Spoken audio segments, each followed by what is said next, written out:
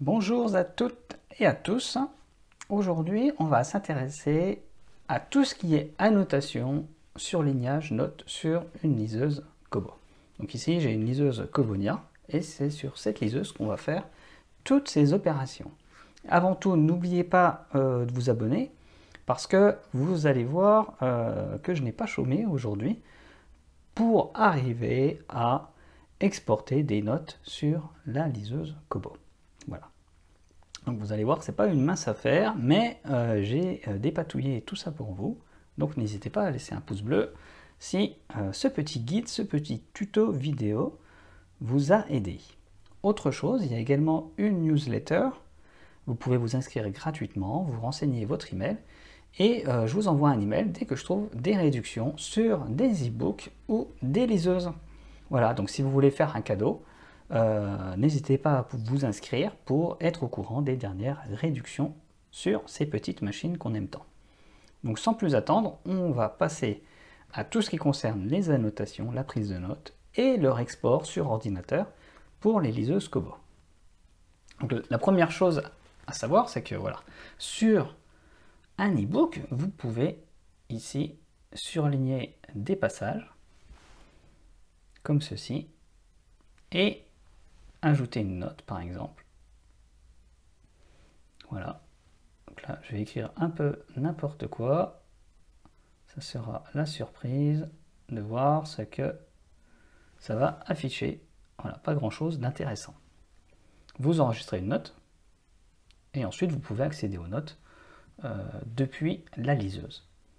Mais le souci qu'on a avec les liseuses Kobo, c'est que par défaut, il n'est pas possible d'envoyer les notes et de les extraire pour les récupérer sur un ordinateur par exemple. Et donc je vais vous expliquer comment faire. La première chose qu'il va falloir faire, c'est aller modifier la configuration de votre liseuse Kobo.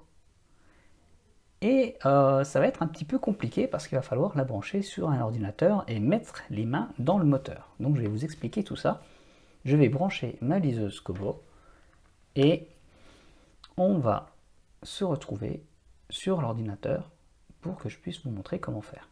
Une fois que vous avez branché votre liseuse, n'oubliez pas de cliquer ici sur le petit bouton connecter pour pouvoir accéder à votre liseuse Kobo sur l'ordinateur. Une fois que c'est fait, vous voyez ici que vous pouvez accéder à la liseuse Kobo depuis votre ordinateur. Donc là, ce qu'on va faire, c'est qu'on va aller modifier un fichier ici qui se trouve dans le dossier .kobo. Ensuite, il faut aller dans Kobo et aller modifier ce fichier ici qui s'appelle kobo-ereader.conf. Donc pour modifier ce fichier, il va falloir utiliser un éditeur de texte. Moi, je vais utiliser un éditeur qui s'appelle Kudatext. Ici, je vais glisser le fichier dans mon éditeur.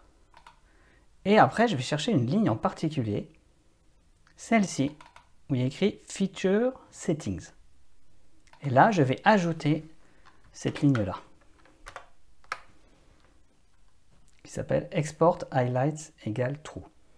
Alors, toute cette procédure est également renseignée dans un article sur le site. Vous trouverez le lien évidemment dans la description, donc vous pourrez faire ça tranquillement avec une page internet chez vous.